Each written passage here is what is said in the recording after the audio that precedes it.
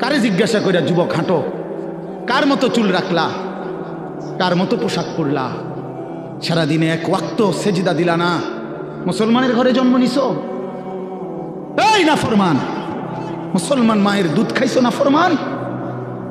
মায়ের পবিত্র দুধ, 2 বছরের পবিত্র দুধের এত বড় নাফরমানি কেমনে করলা? কেমনে করলা বাপ? মায়ের 9 মাসের গর্ভকে এভাবে অপমান করলা। এক মা 9 মাস ধরে তোমারে গর্ভে ধারণ করছে, এক মা তোমারে 2টা বছর বুকের দুধ খাওয়াইছে। তুমি সারা দিন 16 বছর বয়সে, 18 বছর বয়সে মোবাইল টিপবা আর নারীর ছবি দেখবার, উলঙ্গ দৃশ্য দেখবা। এই জন্যই মায়ে তোমারে দুধ খাওয়াইছিল। তোমার বাপ আজকে 16 বছর বিদেশ থাকে, এই জন্য মাথার ঘাম পায়ে ফেলে 12 ঘন্টা 14 ঘন্টা ডিউটি কইরা এক একটা টাকার মধ্যে, এক একটা রিয়ালের মধ্যে প্রবাসীর ঘামে যেন বিজা ডুবা, ঘামের মধ্যে ঘাম দিয়া মুছা, এক একটা রিয়াল, এক একটা টাকা। আমি প্রতি বছর হজ ওমরায় গেলে তো প্রবাসীদের রোমে রোমে যাই, বিদেশিদের কামরায় কামরায় যাই। আমরা এমনি আমার দেশের মানুষগুলোর কাছে যাই, আমি খুব যাই। তো এরা বলে কয় যে হুজুর আজ 16 বছর, 32 বছর সৌদি আরব জেদ্দাতে। এই মানুষটা তার 32টা বছর জীবনের বউ বাচ্চা থুইয়া জেদ্দা সৌদি আরব কাটায় দিল। তার জীবনের আর সুখ কি বলে? এই বেচারার জীবনের আর সুখটা কোথায়? এই মানুষগুলোর জন্য সে তার জীবনটা শেষ করে দিল। বিনিময়ে আয়সা যদি দেখে স্ত্রীও বেপর্দা, মেয়েও বেপর্দা, ছেলেটাও নামাজ পড়ে না, আল্লাহ চিনে না, নামাজ চিনে না, রাত দিন মোবাইল, নারী, ছবি, নাটক, সিনেমা, বেপর্দা জিন্দিগি, বাজারে বাজারে ঘুরা। আহা বন্ধু, তাহলে এই বাচ্চারার এই 16 বছরের 32 বছরের মেহনত এই মাকসাদ বাপ? তোমার বাপের এত বড় কষ্ট দিও না বাপ। মায়ের দুধের এত বড় বেইজ্জতি কইরো না, মায়ের গর্ভের এ পরিমাণ বেইজ্জতি। আমি একটা ঘটনা শুধু বলি। নবীজির একজন সাহাবী ছিলেন হাবিব ইবনে জায়েদ, আল্লাহর নবীর একজন সাহাবী হাবিব উনার নাম। উনি 16 বছর বয়সে কাফেররা উনারে আটকায় ফেলছিল। আটকানোর পরে এই সাহাবীকে কাফেররা শহীদ করছিল, হত্যা করছিল। কিন্তু হত্যাটা করছে বড় নির্মমভাবে। উনার প্রথমে ডান হাত কাইটা ফেলছে, এরপরে বাম হাত কাটছে, ডান পাও কাটছে, বাম পাও কাটছে, জিব্বাটাই না কাইটা ফেলছে, সারাটা শরীর। আমরা উর্দু কিতাবে পড়ছি, উনারে কাইটা কাইটা টুকরা টুকরা কইরা পিস পিস বানায় ফেলছে। কিন্তু শেষ নিঃশ্বাস যখন যায়, ওই পর্যন্ত উনারে বেঈমানরা জিজ্ঞেস করছিল যে বল একবারের জন্য যে মুহাম্মদ আল্লাহর রসুল নয়। উনি বলছে ওয়াল্লাহি আনা আশহাদু আন্না মুহাম্মাদান রাসূলুল্লাহ। এই বেঈমান, আমি শেষ মুহূর্ত পর্যন্ত সাক্ষ্য দিলাম আমার মদিনার নবী মুহাম্মদ তিনি আল্লাহর রসুল। আমার জান যায় যাক, কিন্তু আমি তাকেই রসুল মনে করি। এইভাবে উনি জীবন দিছেন। উনারে কাইটা টুকরা টুকরা করে ফেলে দিছে। আল্লাহর কসম বাপ, প্রিয় ছেলেরা, আমার হাত জোড় করে বলি বন্ধু, এই খবর যখন মদিনায় উনার মা, উনিও সাহাবী ছিলেন, মহিলা সাহাবী, উম্মে আম্মারা মায়ের নাম, উম্মে আম্মারা, এই মহিলার কাছে খবর আসছে যে মা, তোর ছেলেকে বেঈমান শহীদ করছে, কাইটা টুকরা টুকরা করে ফেলছে, হাত পাও আলাদা আলাদা করে কাটছে, একটা একটা করে শরীরটা গোস্তের টুকরার মতো বানায় ফেলছে। তবে তোর সন্তান মা শেষ নিঃশ্বাস পর্যন্ত মুহাম্মদে আরবি, রসুলে আরবির বিরুদ্ধে একটা শব্দ বলে নাই। খোদার কসম বন্ধু, আমরা কিতাবে পড়ছি, ওই মা তখন একটা চিৎকার দিয়া বলছে, মদিনাবাসী শোনো, লিহাযাল ইয়াউমে আরদাতুহু, এমন একটা দিনের জন্যই আমি মা আমার সন্তানকে বুকের দুধ খাওয়াইছিলাম।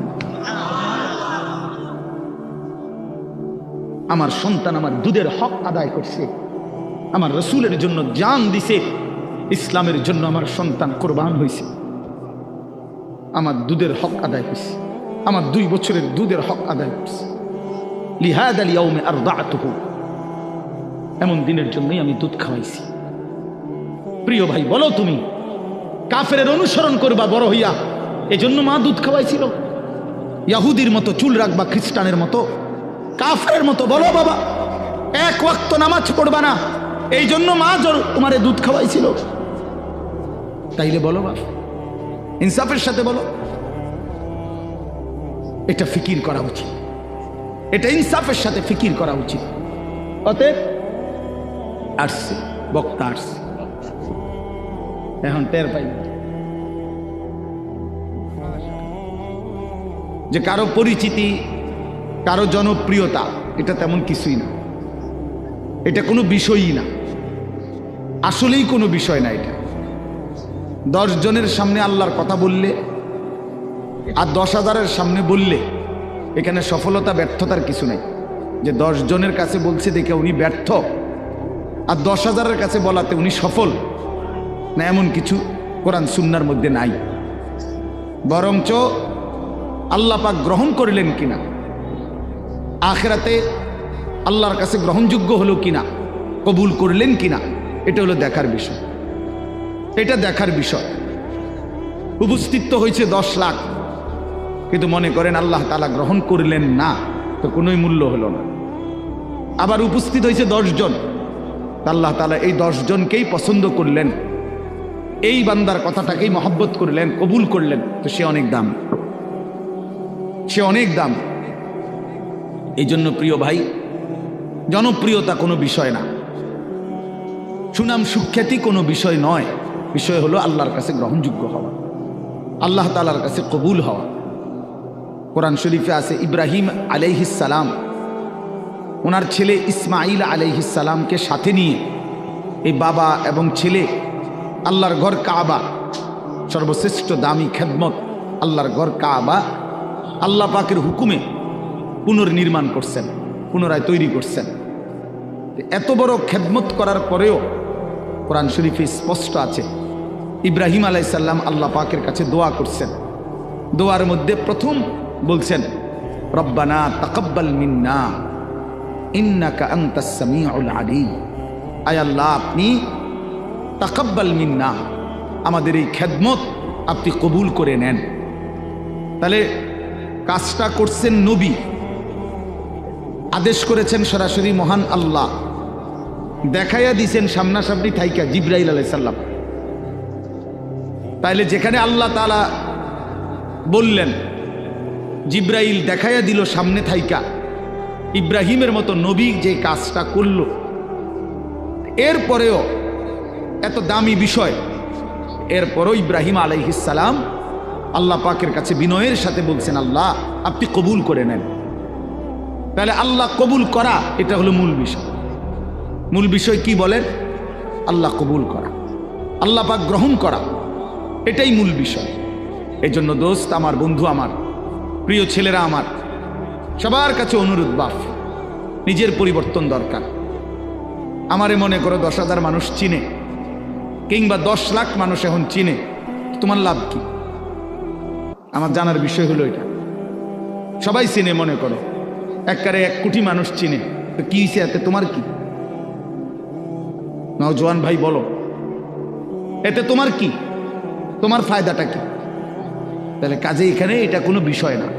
জনপ্রিয়তা, এতে চিনে হেতে চিনে, এটা কিছুই না। আমি নিজের জন্য কিছু নিলাম কিনা, আমার জন্য কোনো কিছু গ্রহণ করলাম কিনা, এটা হলো দেখার বিষয়, এটা দেখার বিষয়।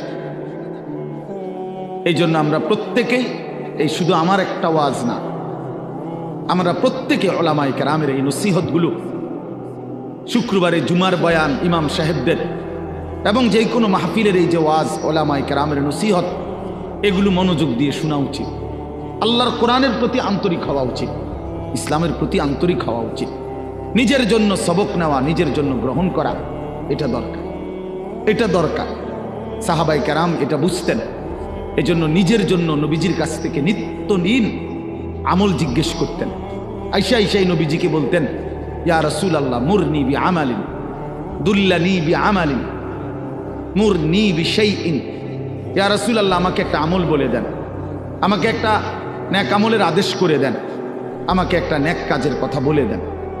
আল্লিমনি মিম্মা আল্লামাকাল্লাহ। হে আল্লাহর নবী, আল্লাহ আপনাকে যে ইলম দান করেছেন কোরআন সুন্নাত, আপনি আমাকে সেখান থেকে কিছু শিখিয়ে দেন। এই যে শিখতেন, জানতে চাইতেন নিজের জন্য। হযরত জুনদুব ইবনে আব্দুল্লাহ একজন সাহাবী, জুনদুব ওনার নাম, 14-15 বছরের সাহাবী। উনি বলেন, আমরা কিশোর ছিলাম, এই বয়সী আমরা 12-14 বছরের ছেলেরা কয়েকজন আমরা একসাথে নবীজির সাথে লম্বা সময় ছিলাম। কুন্না মাআন নবী সাল্লাল্লাহু আলাইহি ওয়াসাল্লাম ওয়া নাহনু ফিতিয়ানুন হাযাবিরা, আমরা উঠতি বয়সের যুবক ছিলাম, তরুণ। তো আমরা কি করলাম? নবীজির সাথে থেকে ফাতাআল্লামনাল ঈমান, আমরা রাসূলুল্লাহ সাল্লাল্লাহু আলাইহি ওয়াসাল্লামের কাছ থেকে ঈমান শিখলাম। ঈমান শিখলাম। তাহলে ঈমান শিখতে হয়, ঈমান বুঝতে হয়। শুধু কালেমা লা ইলাহা ইল্লাল্লাহ মুহাম্মাদুর রাসূলুল্লাহ, এটা তো কালেমা, বাক্য। কিন্তু এটা আমার কাছে কি চায়? এই কথা আমার কাছে কি দাবি করে? লা ইলাহা ইল্লাল্লাহ বলতে আমাকে কি বলতে চাচ্ছে? মুহাম্মাদুর রাসূলুল্লাহ বলতে আমার কাছে কি বলতে চাচ্ছে? এটা বোঝা উচিত। এটা শিখার বিষয়, জানার বিষয়। ঈমানের জন্য ক্ষতিকারক কুফর, শিরিক, নিফাক, 3 জিনিস ঈমানকে ক্ষতি করে। 1 হলো কুফর, কুফুরি, 2 হলো শিরিক, 3 নাম্বার হলো নিফাক, মুনাফিকি। তো এই 3 জিনিস কি করলে কুফর হয়, কি করলে শিরিক হয়, কি করলে নিফাক মুনাফিকি হয়, এটা জানা ঈমানের জন্যই জরুরি, যেন আমি সেই ভুল না করি। আমার দ্বারা যেন শিরিক না হয়, কুফর না হয়, নিফাক না হয়। তাহলে এটা শিখার বিষয়। এটা রাসূলুল্লাহ সাল্লাল্লাহু আলাইহি ওয়াসাল্লামের কাছে থেকে সাহাবায়ে কেরাম শিখতেন। হযরত আব্দুল্লাহ ইবনে ওমর বলেন, কুন্না নাতাআল্লামুত তাওহীদ, আমরা নবী সাল্লাল্লাহু আলাইহি ওয়াসাল্লামের কাছে তাওহীদ শিখতাম, কালেমা লা ইলাহা ইল্লাল্লাহ। তাহলে শুধু এই একটা বাক্য মুখস্থ করা এটা না। ওনারা তো আহলে লিসান, ওনারা তো মাতৃভাষাই আরবি, ওনারা এটা মুখস্থ করবে, এটা একবার শুনলেই তো ওনারা বলতে পারবে, কারণ ওনাদের ভাষাটাই তো কি আরবি। তো তাইলে এতদিন থাইকা কি শিখলেন? আল্লাহ নবীর কাছে ঈমান শিখলেন। তো সাহাবী বলেন, সুম্মা তাআল্লামনাল কোরআন, প্রথমে আমরা নবীজির কাছে ঈমান শিখলাম, অতঃপর আমরা কোরআন শিখলাম। অক্ষর অক্ষর, শব্দ শব্দ, আয়াত আয়াত নবীজির কাছে আমরা শিখলাম। ফাজদাদনা বিহি ঈমানান, আর এই কোরআন যখন শিখতে লাগলাম তো প্রতিটা আয়াত, প্রতিটা বাক্য কোরআনের আমাদের ঈমান আগের চাইতে বাড়াইতে থাকলো, আমাদের ঈমান বাড়াইতে থাকলো। ওয়া ইদা তুলিয়াত আলাইহিম আয়াতুহু যাদাতহুম ঈমানা, আল্লাহ বলছে মুমিনের সিফাত এটা। ঈমানদার তাকে বলে যার সামনে যখন আল্লাহর কোরআন পড়া হয় তার ঈমান আগের চাইতে বেড়ে যায়, ঈমান বেড়ে যায়, ঈমান বেড়ে যায়। ওয়া ইদা সামিউ মা উনজিলা ইলার রাসূল তারা আ'য়ুনাহুম তাফীদু মিনাদ দাম'i মিম্মা আরাফু মিনাল হক। আল্লাহ তাআলা কোরআনে বলেন, বন্ধু আপনার সাহাবীদের দিকে তাকায়া দেখেন, এরা আল্লাহর কোরআন যখন শুনে আপনার জবান দিয়ে, তখন আপনি তাকাইলেই দেখবেন এদের প্রত্যেকের চোখ দিয়ে এই কোরআন শুনে তারা আ'য়ুনাহুম তাফীদু মিনাদ দাম'i, তাদের চোখ দিয়ে অঝরে পানি ঝরছে, তারা কাঁদতেছে আল্লাহর কোরআন শুনে। এই যে দ্বীন শিখছে, কোরআন বুঝছে, আল্লাহর কাছ থেকে রাসূলুল্লাহ সাল্লাল্লাহু আলাইহি ওয়াসাল্লামের কাছ থেকে শিখছে। এই জন্য দোস্ত, আমরা অনেক মানুষ আছি বছরের পর বছর, দিনের পর দিন মসজিদের ইমাম সাহেব জুমার বয়ান করে, কেউ পাত্তা দেয় না, বেচারার বয়ান বেচারাই করে, বয়স্ক লোক বসে বসে জুড়ায়, আর কিশোর তরুণ নওজোয়ান পিছনে বসে খামখেয়ালি গাফলতি দুষ্টামি করে। তাদের দিলের মধ্যে ইবলিস শয়তানে বসায় দিছে যে হুজুরদের এসব কথা তোদের জন্য না, এগুলোর মধ্যে কিছু নাই, এগুলো কোরআন হাদিসের কথা, এগুলো হুজুররা, এগুলো ওনাদের ব্যক্তিগত বিষয়, তোদের জন্য না। এজন্য ছেলেরা মনোযোগী হয় না। অথচ আল্লাহর কোরআন তো আমার জন্য, তোমার জন্য, প্রত্যেকের জন্য। কিন্তু 52 সপ্তাহ একটা বছরে, এক বছরে 52 জুমা, তাহলে একটি মসজিদে বছরে 52 বার ইমাম সাহেব বয়ান করে। 40-50 মিনিটও যদি গড়ে বয়ান করে, একজন বক্তাও এতটুকুই বয়ান করে। 1 ঘন্টা, সোয়া ঘন্টা, 50 মিনিট, 1 ঘন্টা। তাইলে 52 সপ্তাহ বয়ানের পরেও একজন মুসলমান যদি 30 বছর এই জুমার বয়ান শুনে, তাইলে 30-52 কতদিন? এত লম্বা সময় আল্লাহর কথা শুনবার পর ওনার তো পরিবর্তন হওয়ার কথা। অথচ 50 বছর, 60 বছরেও দেখা যায় এই চাচা প্রত্যেক জুমায় নামাজ পড়ে, বয়ানও শুনে, কিন্তু আজকে 60 বছর এখনো বিড়ি সিগারেট খায়। আজকে 60 বছর এখনো চা দোকানে গিয়েই চা দোকানটা গিয়া বসে, নর্তকীর ছবি, নাচ গান, টেলিভিশনের ওই নায়ক নায়িকার সিনেমা, নাটক, এখানে রাক্ষসের মতো বুড়া মানুষ চোখ বড় বড় করে টেলিভিশন দেখে।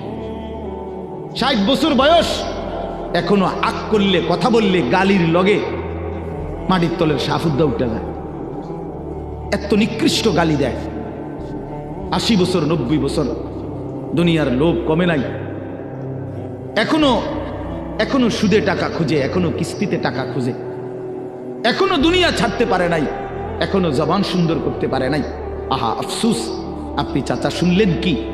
আজ এত বছরের জুমার বয়ান আপনার কোনো পরিবর্তন করলো না, আপনার মধ্যে কোনো আসর করলো না। 60 বছরও বুঝলেন না যে বিড়ি সিগারেট খাওয়া গুনাহ। 60 বছরও বুঝলেন না টেলিভিশনের ওই নাটক, সিনেমা, নাচ গান এটা গুনাহ। তো কত বছর পরে বুঝবেন? আর কতদিন পরে বুঝবেন? বলেন ইনসাফের সাথে। আলাম ইয়ানি লিল্লাযীনা আমানু আন তাখশা কুলুবুহুম লিযিকরিল্লাহ। আল্লাহ তাআলা বলেন, এই যে ভাই, এই যে নিষেধ করছিলাম না ভাই, কেন আলগি দিলেন মোবাইল? আল্লাহ তাআলা বলেন, আলাম ইয়ানি লিল্লাযীনা আমানু আন তাখশা কুলুবুহুম লিযিকরিল্লাহ। আল্লাহ বলেন, বান্দা, ইমানদার মুমিন, আমি আল্লাহর ভয়ে তোমার দিলটা আমার স্মরণে, আমার বন্দিগি, আমার জিকিরের জন্যে তোমার মনটা নরম হওয়ার সময় আজও কি হয়নি? বলো বাবা, কিশোর নওজোয়ান, তোমরা 365 দিনের এক বছরে কোনোদিন যে ফজরের নামাজ কোনোদিন পড়লা না, প্রিয় ভাই বলো, তুমি কি তাহলে আর কোনোদিন নামাজ পড়বা না? তুমি তাহলে সিদ্ধান্তই নিয়ে নিছো আর কোনোদিন ফজরের নামাজ পড়বা না? তাইলে মুমিন কি এভাবে হেরে যায়? ইমানদার কি এভাবে আল্লাহকে ত্যাগ করে দেয়? মুসলমানের সন্তান কি এভাবে আল্লাহকে প্রত্যাখ্যান করে? বলে 30 বছর ধরে যিনি সুদ খান, এই সুদখোর, হারামখোর, তাকে জিজ্ঞেস করি, বাপ তুমি নাফরমান, হারামখোর, আর কোনোদিন ছাড়বা না? এটা কোনোদিন আর ছাড়বে না? যার স্ত্রী বেপর্দা, তিনি বলুক, জিজ্ঞাসা করেন, কোনোদিন গুনাহ ছাড়বে না? এই জন্য দয়া করি, ভাবা দরকার। প্রিয় নওজোয়ান, বয়স্ক বাবা, সবাইকে বলি, কোন দিন ছেড়ে দিবেন? বলে কি সিদ্ধান্ত নিছেন? আখিরাতের ব্যাপারে আসলে কি বুঝলেন? পরকালের ব্যাপারে ফয়সালাটা আসলে কি? আখিরাত বলতে কি বুঝলেন? কবর, হাসর, মিজান, ফুলসিরাত, এই লম্বা সফরের ব্যাপারে আসলে আপনার দিলের মধ্যে মানসিকতা কি, এটা পরিষ্কার বলেন। যুবকরাও বলো ভাইয়া, বয়স্ক বাবা আপনারাও বলে, আসলে কি বলতে চাচ্ছেন, কি বুঝাইতে চাচ্ছেন? ইস্তাফতি কলবাক, নবীজি বলছেন, উম্মত তোমার দিলকে জিজ্ঞেস করো, দিলের সাথে বোঝাপড়া করো, আসলে কবর বলতে, আখিরাত বলতে, পরকাল বলতে, জাহান্নাম বলতে তুমি কি মনে করছো? কোরআন শরীফে আছে বাপ, ছেলেরা আমি লম্বা সময় বয়ান করব না বাপ, আমার সুযোগ নাই, আমি অনুরোধ করছি তুমি শুধু শোনো। কোরআন শরীফে আল্লাহ আমাদের নবীকে পর্যন্ত সরাসরি বলছে, ওমা আদরাকা মা হিয়া। আল্লাহ তাআলা রাসূল সাল্লাল্লাহু আলাইহি সাল্লামকে বলছে, বন্ধু আমার, জাহান্নামের আগুন, হাভিয়া, জাহান্নামের আগুন কেমন আপনি কি জানেন? আপনি জানেন, আন্দাজ করতে পারছেন? আপনি ভেবেছেন কি? আল্লাহ নিজেই বলে, নারুন হামিয়া, জাহান্নামের আগুন, হামিয়া, সর্বোচ্চ ধাউ ধাউ করে প্রজ্বলিত, প্রচন্ড গরম, প্রচন্ড উত্তাপ জাহান্নামের আগুন। তো নবীজি এটার ব্যাখ্যা বলে দিছে, উম্মত শোনো, আল্লাহ যে বলছে জাহান্নামের আগুন প্রচন্ড গরম, এর ব্যাখ্যা কি, এর অর্থ কি? আল্লাহ নবী সাল্লাল্লাহু আলাইহি সাল্লাম বলেন, নারুকুম হাদিহি জুজউম মিন 70 জুজআম মিন নারি জাহান্নাম। নবীজি বলেন, উম্মত, সাহাবীরা শোনো, তোমাদের এই দুনিয়ার আগুন জাহান্নামের আগুনের 70 ভাগের 1 ভাগ। 70 ভাগের 1 ভাগ দুনিয়ার আগুন। জুজউম মিন 70 জুজআম মিন নারি জাহান্নাম। তাহলে দুনিয়ার এই আগুনের চাইতে আরো 69 গুণ বেশি গরম জাহান্নামের আগুন। প্রিয় বাপ, প্রিয় ভাই, শুনেন, হাদিস শেষ হয় নাই এখানে। এই কথা বলার সাথে সাথে তাফসীরে কুরতুবীতে আছে, আমরা পড়ছি, সাহাবীরা চিৎকার দিয়া বলছে, সাহাবীরা লাফ দিয়া উঠছে, চিৎকার দিছে, ইয়া রাসূলুল্লাহ ওয়া ইন্না যালিকা লাকাফিয়া। হে আল্লাহর নবী, কি শুনাইলেন? দুনিয়ার এই আগুনটাই তো পুরাইয়া ছাই করে ফেলার জন্য, দুনিয়ার আগুনটাই তো যথেষ্ট। আল্লাহর নবী বললেন, তাহলেই ভেবে দেখো উম্মত, দুনিয়ার আগুনই যদি এভাবে জ্বালাইয়া ছাই করে দেয়, তাহলে এর চাইতে 69 গুণ বেশি আরো গরম জাহান্নামের আগুন, সেটা কি পরিমাণ জ্বালাবে এবং কতটা দ্রুত জ্বালাবে, কি পরিমাণ আগুনের অগ্নিদগ্ধতা, গরম উত্তাপ কি পরিমাণ। নারুল্লাহিল মুকাদা আল্লাতী তাত্তালিউ আলাল আফইদা। আল্লাহ বলছে, বান্দা মনে রেখো, জাহান্নামের আগুন কিন্তু তোমাদের লাকড়ি জমাইয়া তোমরা মেসের কাঠি দিয়া জ্বালাইছো, এটা না, এটা নারুল্লাহ, এটা আমি আল্লাহর হাতের জ্বালানো আগুন। এই আগুন আমি জ্বালাইছি, এই আগুন আমার জ্বালানো। কাজে আন্দাজ করো আমি মাওলা কত বড় ক্ষমতাবান, তো আমার আগুন কত বড় ক্ষমতাবান, কতটা গরম হবে। আল্লাতী তাত্তালিউ আলাল আফইদা। আল্লাহ তাআলা বলেন, এই জাহান্নামের আগুন প্রথম মিনিটেই তোমার শরীরের বাহ্যিক অংশ সাথে তোমার কলিজাটা, ভিতরটা একসাথে, একই মুহূর্তে ভেতর বাহির কলিজা শুদ্ধা ভুনা বানায় ফেলবে, ফ্রাই করে ফেলবে একসাথে। খামখেয়ালি করো না যুবক, নওজোয়ান, রং তামাশার এই জিন্দেগির শেষ আছে। প্রতি রাতি ভোর হয়, প্রতিদিন সন্ধ্যা হয়, অতএব তোমার যৌবনও শেষ হয়ে যাবে, হয় কবরে নয় বৃদ্ধ বয়সে। প্রিয় কিশোর, মনে রাখো, প্রতি রাত ভোর হয়ে যায়, প্রতিদিন সন্ধ্যা হয়ে যায়, বাসর রাতও ভোর হয়, ফাঁসির রাতও ভোর হয়, জেলখানার রাতও ভোর হয়, রং তামাশার রাতও ভোর হয়। অতএব আমি সবাইকে বলি, আমাকেও বলি, উসিকুম ওয়া ইয়া, আপনাদেরকেও বলছি, আমাকেও বলছি, কিশোর তরুণ নওজোয়ান তোমাদেরকেও বলছি, বাবা, প্রত্যেকেই দয়া করে এটা ফিকির করা, এই রাত এবং দিন আমাদের কাছ থেকে চলে যাচ্ছে।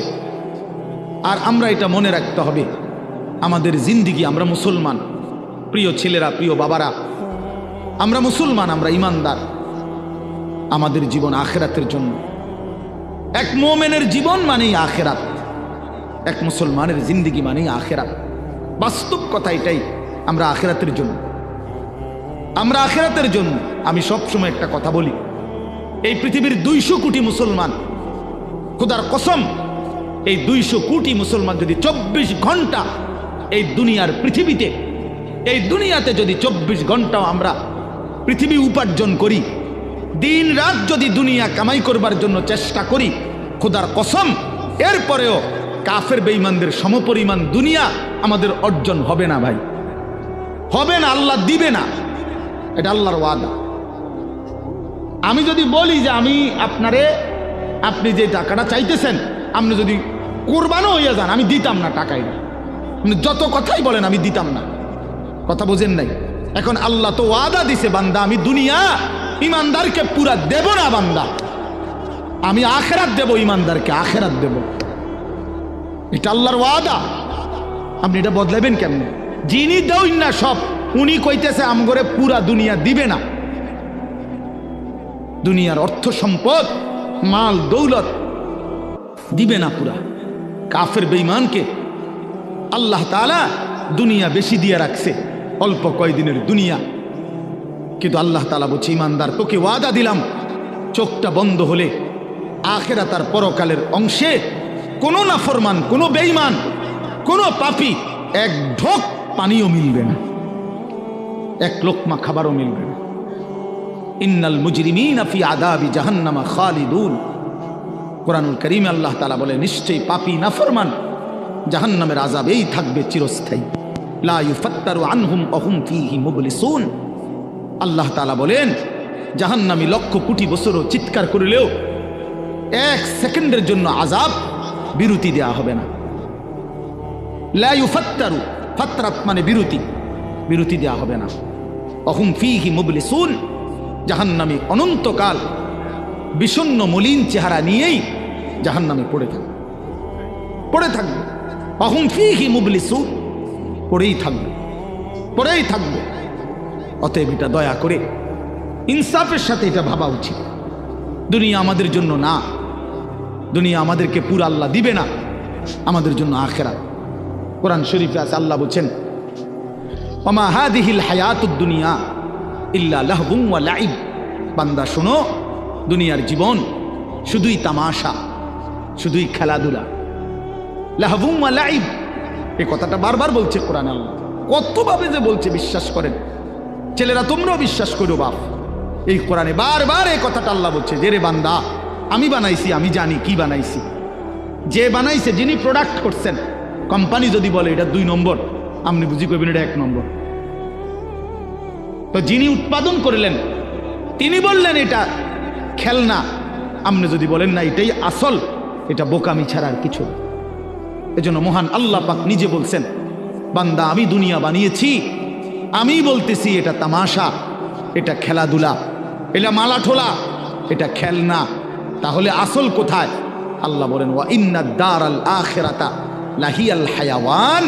আমার বান্দা শোনো, আখিরাতি হচ্ছে, জান্নাতের ঘরই হচ্ছে জীবন, বেঁচে থাকা, জীবনের সার্থকতা আখিরাত, আখিরাত, আখিরাত।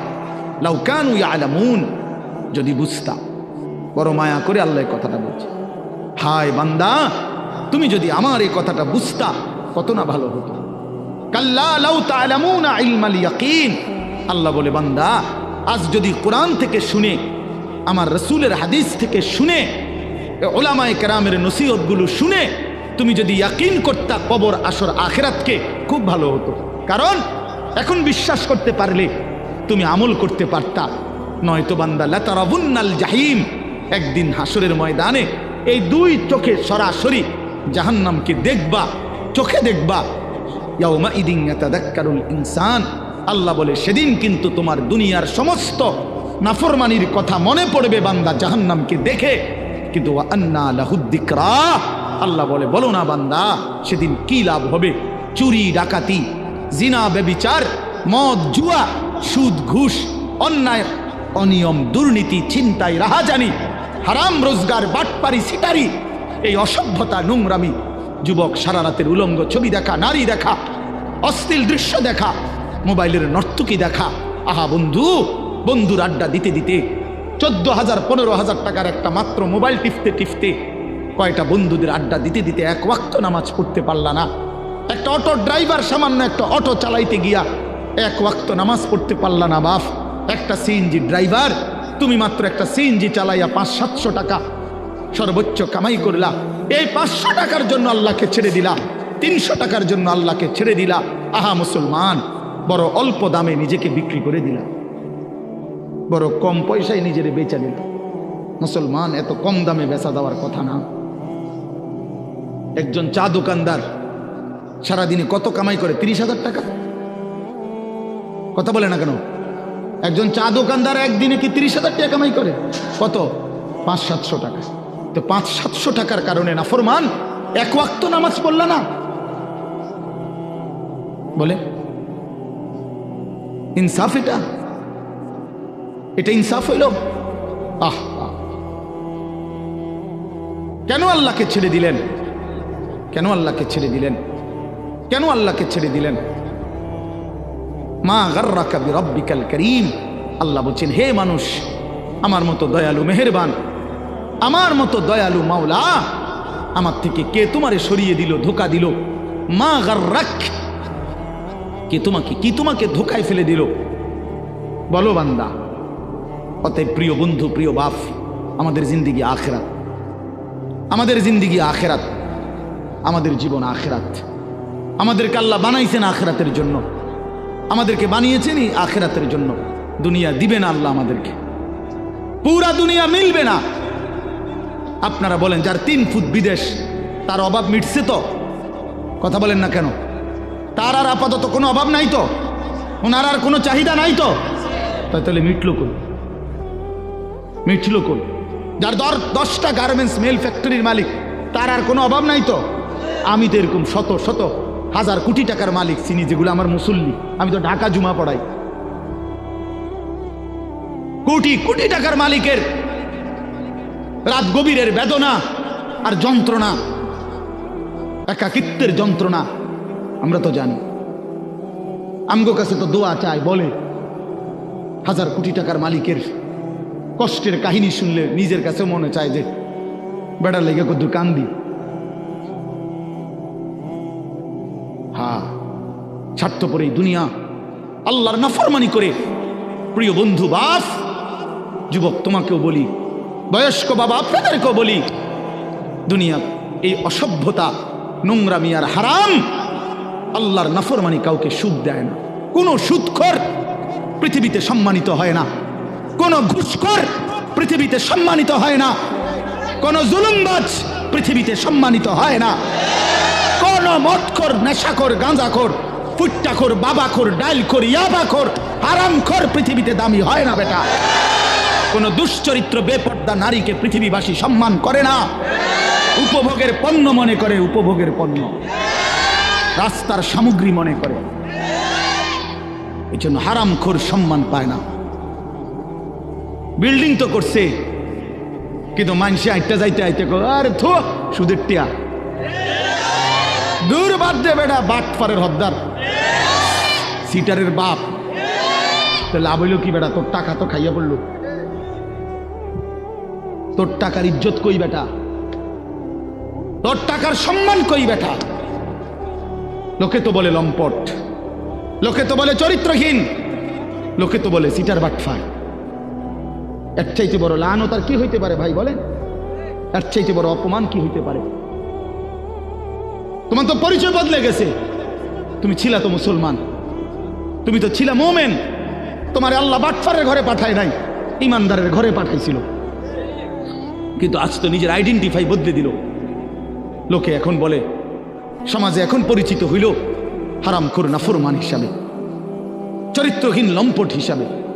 এই জন্য প্রিয় যুবক তোমাদেরকে বলি, বাবা, তোমরা যারা নারী ছবি, অশ্লীলতা নিয়ে, এই মোবাইলের নর্তকী নিয়ে, উলঙ্গ ছবি নিয়ে, বন্ধুদের আড্ডা নিয়ে দিন কাটাও, রাত কাটাও, প্রিয় ভাই মনে রেখো এই বন্ধুর কথা, তুমি পৃথিবীতে কোনোদিন দামি হবা না। তোমারই কেউ দাম দিবে না, দাম দিবে না। হ্যাঁ হ্যাঁ, প্রত্যেকটা গুনাহ মানুষকে 5টা ক্ষতি করে। 1 নাম্বার সাওয়াদুন ফিল ওয়াজহ, চেহারা কালো করে। 2 নাম্বার জুলমাতুন ফিল কালব, অন্তর অন্ধকার করে। 3 নাম্বার ওয়াহানুন ফিল বাদান, শরীর দুর্বল করে। 4 নাম্বার দাইকুন ফির রিজক, রিজিক কমিয়ে দেয়, খাদ্য খাবারের চাহিদা কমিয়ে দেয়। আর 5 নাম্বার হলো বুগদাতুন ফি কুলুবিল খালক, মানুষের অন্তরে ঘৃণা তৈরি করে। আমি তো প্রায় বলি, এই যে তোমরা 2টা ছেলে মনে করো 2 জন তোমরা বন্ধু, একসাথে নারীর দেখো, ছবি দেখো, মোবাইলে উলঙ্গ দৃশ্য দেখো, এই তোমার লগের হইতে যদি আলগা করে জিগাই যে তোর লগের হইতে কেমন, ওই বলবে যে উনি ডাইরেক্ট জুনায়েদ বাগদাদি। হ্যাঁ ওমা, ওই তোমার বন্ধু না, হয় তোমারে কি বলবে? বাইজিদ বোস্তামি স্বাস্থ্য ভাই। তো কি বলবে? বাটপার বলবে, বাটপার বলবে, চরিত্রহীন বলবে, লম্পট। যদি বলেন কিরে তুই এক লগে চলস, তার লগে তুই ওইটা কইলি কেন? কুমা তুই মন ধরে বালা কইব কেমনে? সিটার রে তো সিটারই কইতে, বাটপার রে তো বাটপারই বলতে হবে। এই জন্য নাফরমান ইমানদার নেককারের কাছেও নাফরমান, আপন বন্ধু নাফরমানদের কাছেও নাফরমান, অসৎ অসতের কাছেও অসৎ, সৎ লোকের কাছেও অসৎ। আর নেককারদের কাছেও নেককার, অসৎ লোকের কাছেও নেককার। অর্থাৎ যে চরিত্রবান নামাজি, তার ব্যাপারে যদি একটা মদখোর, গাঁজাখোরও জিজ্ঞাসা করেন যে ওই লোকটা কেমন, সে বলবে ভাই আমি খারাপ হইতে পারি, কিন্তু উনি ভালো মানুষ, উনি ভালো লোক, উনি ভালো লোক, নামাজি মানুষ। তাইলে নেককার সৎ মানুষদের কাছেও সৎ, আবার অসৎ মানুষের কাছেও কি, আর অসৎ সৎ মানুষের কাছে অসৎ, অসতের কাছেও অসৎ। অসৎ এক লগে যে দুই বেটি বেপর্দা বাজারে আর মার্কেটে যায়, এ বুড়ির একজন রে আলগা করে জিজ্ঞাইলে আমি হে বুড়ি কেরুম, হ্যাঁ বেদ্য পুরা গেরা মারে। যদি বলেন আহা চাচি বোন, আমনে তো কমপক্ষে বুড়িরে বলা দরকার, উনি রাবে অবশ্যই। হে বুড়ি বলবো আয় বেড়ি গেরাম গেরাম, আরে মার্কেটে মার্কেটে করে আমার পাগলে পাইছে, আমি এরকম ফালতু মহিলারে বুঝি কমু রাবে অবশ্যই বেড়া। তাইলে নাফরমান সম্মানিত হয় না, নাফরমান সম্মানিত হয় না, ঘৃণিত হয়, ঘৃণিত হয়। প্রিয় বন্ধু, এই জন্য নষ্ট হয়েও না, চরিত্রহীন হয়েও না, আখলাক বরবাদ করো না ভাই। বাবাদেরকে বলি, স্ত্রী সন্তান ছেলে মেয়ের ইমান আমল আখলাকের দিকে নজর দেন। বাড়ি দেখাইয়েন না, বিল্ডিং দেখাইয়েন না, ভবন দালান এডি কইয়েন না, হুদ্দা এইসব ফালতু জিনিস বলে লাভ নেই। সোফা খাট পালং ফার্নিচার এগুলো দেখাইয়েন না। 60 বছর পরে হেবড়া এডি দেখায়। আল্লাহর রহমতে হুজুর 4 রুমের একটা বিল্ডিং করছি, রাস্তার লগে কদ্দুর জায়গা লইছি, হ্যাঁ সোফা বানাইছি, খাট বানাইছি, আলমারি বানাইছি, ফ্রিজ কিনছি, এডি কিনতেন কন? এগুলো কোনো বিষয় হলেও নি বেটা। এই গাড়ি বাড়ি আমাদের বাংলাদেশের এই সমস্ত 4 তালা 6 তালা ইউরোপ আমেরিকার মধ্যে এগুলো মূর্খার গড়ো না, এটি গরু গড়ো গনে না বেটা তোমার। আমগো এইসব প্রাইভেট কার ইউরোপ আমেরিকাতে এগুলোতে ছাগল টানে, আপনি জিজ্ঞাসা করেন কি? হ্যাঁ ছাগল টানে এগুলা দিয়ে, প্রাইভেট কার দিয়ে বেটা। তো কীর্তন মাতবরি করেন আপনি প্রাইভেট কারের চলে, আরে বাপ রে। আরেকজনে বলবে স্যার মাতবরি করেন না, ছাগল টানে, প্রাইভেট কার দিয়ে কি টানে? তাহলে দুনিয়া গর্বের কিছু না, দুনিয়া কি নয়, এই গাড়ি বাড়ি ক্ষমতা এটা গর্বের বিষয় হতে পারে না। দুনিয়া তৃপ্তির যদি কোনো বিষয় হয় এটা সিজদা। ওয়াল বাকিয়াতুস সালিহাত, ওয়াল বাকিয়াতুস সালিহাত। আল্লাহ বলছে বান্দা সব কিছু কিছুক্ষণের দুনিয়ার সৌন্দর্য, আর বাকি থাকবে, স্থায়ী থাকবে একমাত্র নেক আমল, একমাত্র নেক আমল। তোমার দালান বিল্ডিং থেকেই যাবে, কিন্তু তোমার সেজদা তোমার কবরে তোমার সঙ্গে যাবে। তোমার রুকু, তোমার রোজা, তোমার দান, তোমার সাদাকা, তোমার জিকির, তোমার তিলাওয়াত, তোমার হজ, তোমার উমরা, এটা তোমার অনন্তকালে আখিরাতে হাসরের ময়দানেও তোমার হাতে মিলবে। এই জন্য আজকে আমরা আপনাদের কাছে আমি অনুরোধ করছি, আমি একটা আয়াত পড়ছি আর অল্প একটু। আমাদের আজকে যিনি অত্যন্ত গুরুত্বপূর্ণ বয়ান পেশ করবেন, তিনি আমারও সিনিয়র তিনি আলহামদুলিল্লাহ। আমি নিজেও এক সময় প্রথম যখন আমি ফারেগ হয়েছি 2004 সালে 5 সালের দিকে, প্রথম দিকে, তখন আমি এরকম জনসাধারণের সাথে প্যান্ডেলে বসে ওনার বয়ান শুনছি কয়েকবার। তখন আমি মাত্র শিক্ষকতা শুরু করছি সোনাকান্দা মাদ্রাসায়। এই তখনও এই মৌলানা সাহেব আজকে যিনি ইনশাআল্লাহ আপনাদের সামনে এখন বয়ান করবেন, হযরত মাওলানা কারি আবুল কাসেম সরকার, ওই সময় আমরা দেখছি আমি উনি 3.5 ঘন্টা 4 ঘন্টা অনবরত ওয়াজ করে। হ্যাঁ মাশাআল্লাহ বলতো সুন্দর। আমার মনে আছে কইতো যে আমার নাম আবুল কাসেম সরকার, আপনারা আর একটু আগাইয়া বসা দরকার। এইটা ওই সময় কইতো, এখন কয় কিনা কইতারি না, বারবার দরকার। মাশাআল্লাহ, আল্লাহ তাআলা মোহতারামকে ভরপুর বরকত দান করেন। এই জন্য বললাম বাপ, আমি আপনাদের কাছে অনুরোধ করছি, ছেলেরাও বাবারা, তোমরা কেউ যাইও না, সবাই মহব্বতের সাথে ওনার বয়ান শুনে দোয়া মুনাজাত করেই এরপরে যাওয়ার চেষ্টা করবে। আল্লাহ তৌফিক দান করেন। তো একটা আয়াত বলছি, এই আয়াতটা বলার জন্যই এতগুলো কথা বলছি। অর্থ হলো, উদ্দেশ্য হলো এই কথাটা বলা যে আমরা মুসলমান, আমরা মুমিন। জওয়ান তুমিও মুসলমান, আমিও মুসলমান। প্রিয় ভাই, আমার হৃদয়ের সবটুকু দরদ দিয়ে আমি তোমাদেরকে এটা বলতে চাই যে আমাদের জীবন আখেরাত, আখেরাতে আমাদের জীবন। অতএব আল্লাহর গোলামি করা, আখেরাতের ফিকির করা, 5 ওয়াক্ত নামাজ পড়া, আল্লাহকে রাজি খুশি করার চেষ্টা করা, কবর হাসর আখেরাত মিজানের ফুলসিরাত পার হওয়ার জন্য নিজেরা আল্লাহর ইবাদত মেহনত বন্দিগি করা। প্রিয় ভাই, এটাই আমাদের প্রথম ডিউটি। এরপরে দুনিয়া। প্রথম ডিউটি আমার আখেরাত, প্রথম ডিউটি আমার আখেরাতের ফিকির। আমার ঘুম থেকে উঠে আরেকবার ঘুম যাওয়া পর্যন্ত আমার জিন্দিগির প্রথম ফিকির হবে আখেরাত। প্রথমে নামাজ, তারপরে উপার্জন। প্রথমে আল্লাহর সেজদা, তারপরে উপার্জন, তারপরে দুনিয়া, তারপরে কামাই রোজগারি। নবীজি বলছেন তলাবু কাসবিল হালালে ফরিদাতুন বাদাল ফরিদা। আল্লাহর নবী বলেন হালাল রোজগার তালাশ করা, উপার্জন করা, এটা নামাজ, রোজা, হজ, যাকাত, এই মৌলিক যেই ফরজ, এগুলো আদায়ের পরে দ্বিতীয় ফরজ। কোরআনে আল্লাহ বলছেন ফাইজা কুদিয়াতিস সালাতু ফান্তাশিরু ফিল আরদ। যখন নামাজ আদায় হয়ে যায়, এবার ইমানদার জমিনে ছড়িয়ে পড়ো, ওয়াবতাগু মিন ফাদলিল্লাহ, আমার রিজিক তালাশ করো, আমি আল্লাহ তোমাদের জন্য রিজিক রেখেছি। অতএব আমরা এটা বুঝাইতে চাই, আমরা মুসলমান, আমরা মুমিন, আমাদের প্রথম টার্গেট আখিরাত। কি বলেন না? বলো না ভাইয়া, বলো। আমাদের প্রথম টার্গেট কি? জীবন মানে আখিরাত, বেঁচে থাকা মানে আখিরাত, হায়াতের অর্থ আখিরাত, এই নিঃশ্বাসের অর্থ আখিরাত, সেজদার আল্লাহর বন্দিগি, এই বেঁচে থাকার সার্থকতা যদি আখিরাত কামাই করা যায় তাহলেই বেঁচে থাকার সার্থকতা। নাই তো এই শুধু বেঁচে থাকা, খাইয়া পইরা, পেশাব পায়খানা আর যৌন চাহিদা নিবারণ আর এই ঘুম, এটা জন্তু জানোয়ারের জীবন।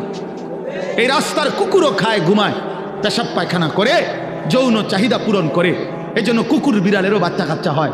অতএব জীবন যদি হয় শুধু খাইলাম, ঘুমাইলাম, পেশাব পায়খানা করলাম আর লজ্জাস্থানের চাহিদা পূরণ করলাম, প্রিয় বন্ধু, এই জীবন মানুষের জীবন না, এটা জানোয়ারের জীবন ছাড়া আর কিছু। ইনসান তো তাকে বলে যে গোলামি করে, গোলামি করে। মানুষ তাকে বলে যে তার মালিকের গোলামি করে, মালিকের গোলামি।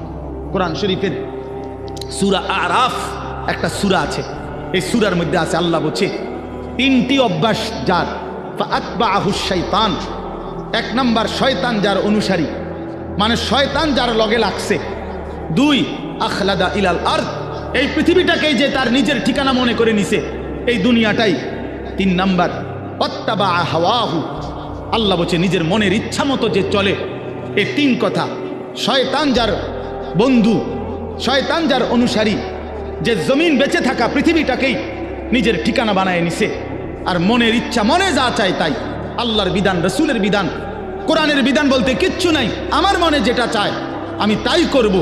প্রিয় বাপ, রাগ হইও না, বাপ সবাইকে বলি, আল্লাহর কোরআনে সূরা আরাফে আল্লাহ বলছে এইরকম চরিত্র যাদের, যে মনের ইচ্ছা মতো চলে, পৃথিবীটাকেই ঠিকানা মনে করে নিয়েছে, শয়তান তার বন্ধু হয়ে গেছে। খোদার কসম, আল্লাহর কসম, আল্লাহ বলছে ফামাসালুহু কামাসালিল কালব। কোরআন শরীফের আয়াত, আল্লাহ বলছে ওই ব্যক্তির উদাহরণ কুত্তার মতো, কুত্তার মতো, কুত্তার মতো, কুত্তার মতো। এটা ওইটা কুত্তার মতো আল্লাহ বলছে। আপনি জিজ্ঞাসা করেন কোন আলেমকে, ফামাসালুহু কামাসালিল কালব। কালব অর্থ কি? কুত্তা, কুকুর। সাফ কথা, সাফ বাংলা। ওই জীবন কুত্তার জীবন, যে জীবনে ঈমান নাই, যে জীবনে সেজদা নাই, যে জীবনে মালিকের সাথে কোনো বোঝাপড়া নাই, যে জীবন আখিরাতের ফিকির নাই। কারে জিজ্ঞাসা কইরা যুবক হাঁটো, কার মতো চুল রাখলা, কার মতো পোশাক পরলা, সারাদিনে এক ওয়াক্ত সেজদা দিলা না, মুসলমানের ঘরে জন্ম নিছো? এই নাফরমান মুসলমান, মায়ের দুধ খাইছো নাফরমান? মায়ের পবিত্র দুধ, 2 বছরের পবিত্র দুধের এত বড় নাফরমানি কেমনে করলা? কেমনে করলা বাপ? মায়ের 9 মাসের গর্ভকে এভাবে অপমান করলা। এক মা 9 মাস ধরে তোমারে গর্ভে ধারণ করছে, এক মা তোমারে 2টা বছর বুকের দুধ খাওয়াইছে। তুমি সারাদিন 16 বছর বয়সে, 18 বছর বয়সে মোবাইল টিপবা আর নারীর ছবি দেখবার, উলঙ্গ দৃশ্য দেখবা।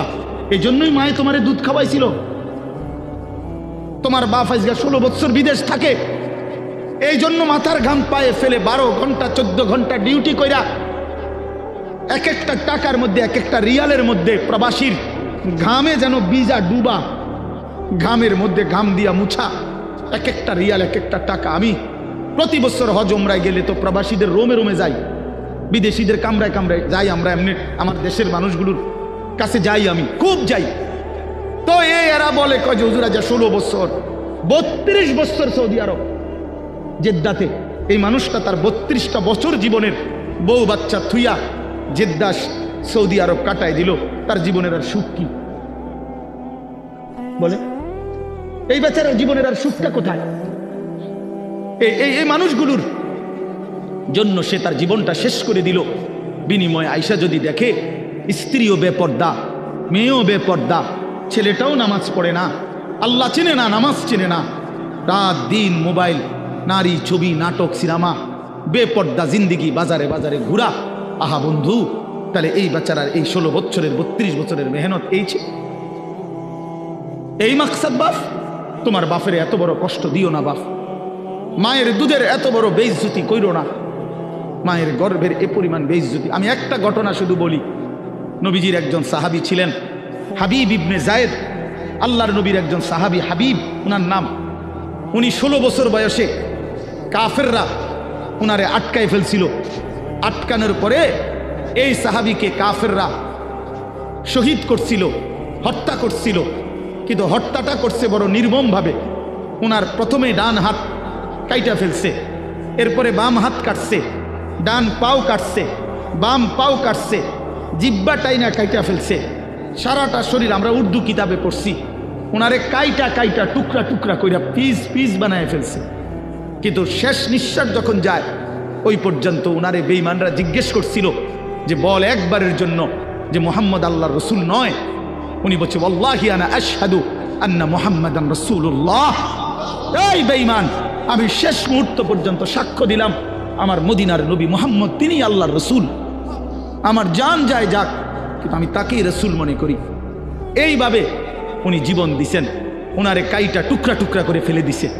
আল্লাহর কসম বাপ, প্রিয় ছেলেরা, আমার হাত জোড় করে বলি বন্ধু, এই খবর যখন মদিনায় ওনার মা, উনিও সাহাবী ছিলেন, মহিলা সাহাবী, উম্মে আম্মারা মায়ের নাম, উম্মে আম্মারা, এই মহিলার কাছে খবর আসছে যে মা, তোর ছেলেকে বেঈমান শহীদ করছে, কাইটা টুকরা টুকরা করে ফেলছে, হাত পাও আলাদা আলাদা করে কাটছে, একটা একটা করে শরীরটা গোস্তের টুকরার মতো বানায় ফেলছে।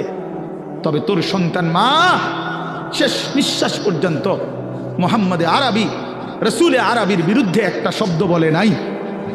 খোদার কসম বন্ধু, আমরা কিতাবে পড়ছি ওই মা তখন একটা চিৎকার দিয়া বলছে, মদিনাবাসী শোনো, লিহাযাল ইয়াউমে আরদাতুহু, এমন একটা দিনের জন্যই আমি মা আমার সন্তানকে বুকের দুধ খাওয়াইছিলাম। আমার সন্তান আমার দুধের হক আদায় করছে, আমার রসুলের জন্য জান দিছে, ইসলামের জন্য আমার সন্তান কোরবান হয়েছে, আমার দুধের হক আদায় হয়েছে, আমার 2 বছরের দুধের হক আদায় করছে। লিহাযাল ইয়াউমে আরদাতুহু, এমন দিনের জন্যই আমি দুধ খাওয়াইছি। প্রিয় ভাই, বলো তুমি কাফেরের অনুসরণ করবা বড় হইয়া, এজন্য মা দুধ খাওয়াইছিল? ইহুদির মতো চুল রাখবা, খ্রিস্টানের মতো, কাফেরের মতো বলো বাবা এক ওয়াক্ত নামাজ পড়বা না, এই জন্য মা তোমারে দুধ খাওয়াইছিল? তাইলে বলো বাপ, ইনসাফের সাথে বলো। এটা ফিকির করা উচিত, এটা ইনসাফের সাথে ফিকির করা উচিত। অতএব আসছে বক্তা, আসছে, এখন টের পাই।